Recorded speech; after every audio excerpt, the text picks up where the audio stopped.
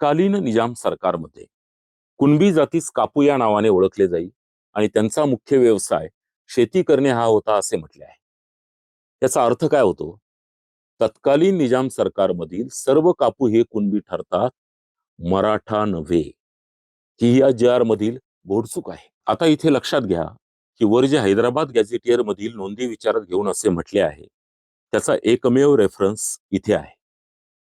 आता आपण जी आर मध्ये हा जो 1921 व 31च्या हैदराबाद गॅझेटियरचा उल्लेख आहे, तो जर तत्कालीन उस्मानाबाद जिल्ह्याचा बघितला तर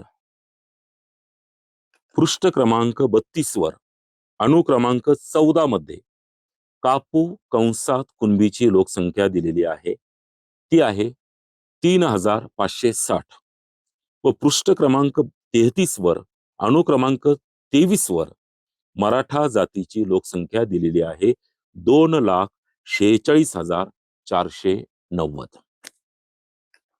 यावरून ज्या अर्थी कापू व मराठा या जाती वेगवेगळ्या अनुक्रमांकावर आहेत, त्या अर्थी कापू व मराठा ह्या वेगवेगळ्या जाती आहेत हे सिद्ध होते. आता कापू समोर कंसात कुणबी आहे, परंतु मराठा समोर कंसात कुणबी नाही. याचाच अर्थ हा रेफरन्स वापरला तर कापू हे कुणबी आहेत व मराठा हे कुणबी नाहीत असे उलटे सिद्ध होईल.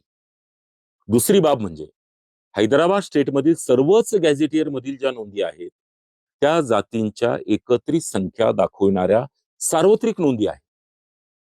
कोणत्याही गॅझेटियर मध्ये कुठेही कोणाच्याही नावाची वैयक्तिक नोंद नाही. त्यामुळे हैदराबाद गॅझेटियर लागू झाले म्हणणे म्हणजे साप समजून भुई थोपटण्यासारखा प्रकार आहे.